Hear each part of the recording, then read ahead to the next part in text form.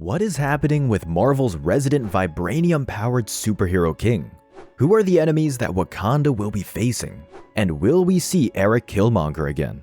Somewhere in West Africa, men are toiling away at a quarry near their village. It's thankless work, and their whole situation doesn't get better when blasts of energy come bursting through them out of nowhere.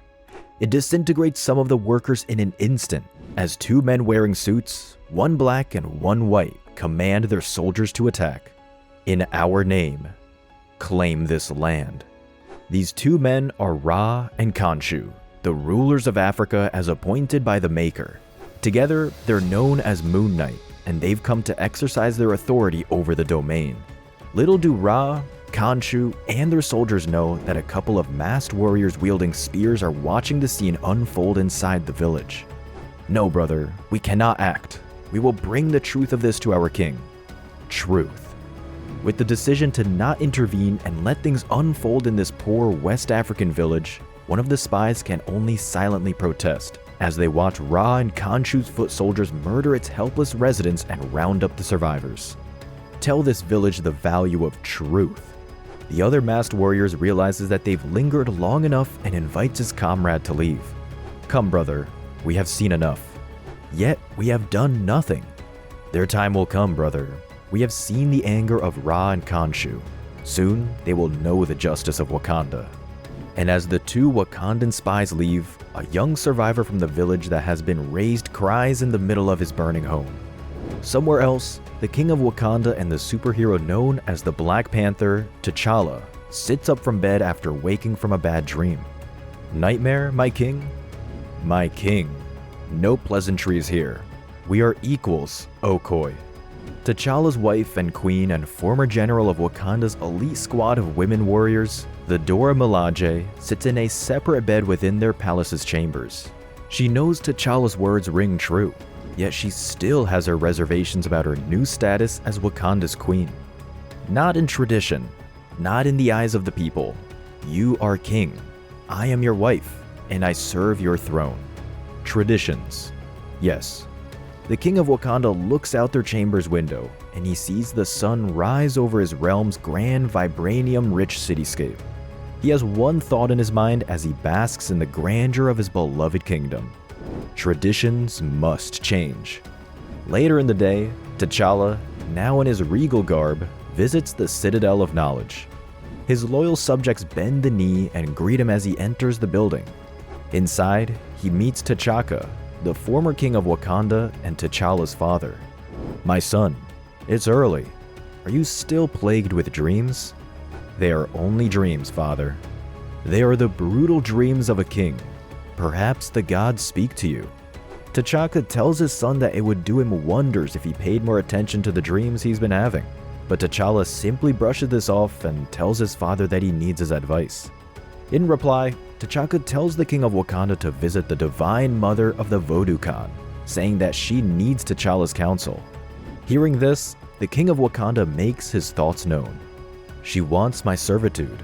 To her signs and portents, I do not trust them or their ways. T'Chaka agrees with his son that the divine mother and the order of the Voodoo Khan are dubious at best, and to this, he advises his son that they must nonetheless recognize their power and position in Wakandan society. T'Challa has his reservations, saying that the Voodoo Khan are nothing but fearmongers who rely on superstition. He makes his intentions clear. Their order are a threat to Wakanda, to which T'Chaka gives him one final important bit of advice. Keep them close while you decide their fate. One should only know they are an enemy to the king after they have been destroyed. Later, T'Challa does as his father told him and pays the Divine Mother a visit at the temple of the Voodoo Khan. Like T'Chaka, the old sage tells him to pay heed to the dreams he's been having and to trust no one, as they might be a warning the gods had sent. I won't be paralyzed by paranoia, matron. I will not rule in fear of my own people. Do not choose fear. Choose awareness. We will be your eyes as well. T'Challa takes a second to keep his father's counsel in mind and accept the Voodoo Khan's aid, regardless of how duplicitous their orders might be. With his visit to the Voodoo Khan temple finished, T'Challa, accompanied by Okoye and his sister Shuri, holds court at the royal palace. The 2 warrior spies who saw Moon Knight's men raze the village earlier report their findings to the king. There's a look of genuine concern from Shuri when she hears this. Meanwhile, the 2 warriors advise T'Challa to round up a small group of warriors to help thwart Ra and Khonshu, but the king has other ideas. For now, he decides to dismiss the 2. Faxel and Anan would die for you. They would not lie, brother. I don't think they're lying, Shuri, but our armies remain still. Shuri protests with her brother. She can't just stand and do nothing while people, albeit not within their realm, die at the hands of Africa's appointed overseers. T'Challa and Shuri get into an argument. She wants to act now, but her brother thinks it would be better to take a more cautious approach, a tactic that Okoye agrees with. Shuri takes her leave and goes to the Wakandan barracks that she helped establish. Amidst their kingdom's aircraft, foot soldiers and tanks, Shuri consults with the captain of the Dora Milaje, Abeni. Abeni understands Shuri's desire to allow their kingdom to intervene in matters outside Wakandan borders. At the same time, she knows that diving headfirst into war is not the wise choice. So, Abeni tells Shuri to refocus her attention. Build us something beautiful. Meanwhile, Ra and Khonshu's soldiers march and prepare to ransack another quiet village somewhere in West Africa. Before taking their first shots, though, a robed warrior wearing a mask in the shape of a Black Panther takes them down with his axe. Hide. More are coming. At that moment, one of the Moon Knight's aircrafts places the warrior right in its crosshairs. It doesn't have time to shoot, however, as the axe-wielding hero calls for backup. Right then and there, a bolt of lightning strikes the aircraft and downs it in one fell swoop. On the ground, more Moon Knight foot soldiers rush toward the warrior. He hurls his axe, and it explodes with the power of lightning and thunder before flying back to him. And when the dust has settled, he introduces themselves to the people of the village. Your gods and hidden kingdoms will not protect you, but Killmonger and the Wind Rider will. Somewhere else, Wakanda holds their annual celebration of life.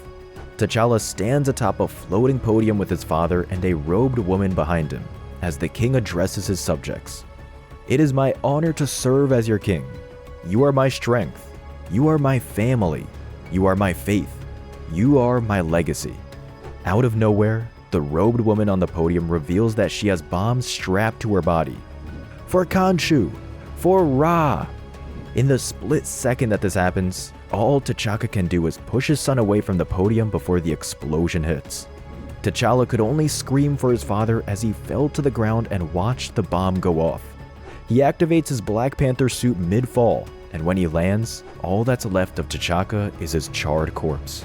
The Black Panther looks at his father's body just as the warriors of Wakanda come to his aid. My king! Call the queen, and my sister, and the Voodoo Khan. Our enemy calls themselves Moon Knight. Wakanda is at war. What do you think will happen to Wakanda and the Black Panther? Let's talk about it in the comments section below. And for more pop culture goodness, don't forget to subscribe to our channel and turn on all notifications. See you soon, only here at KRTV Marvel.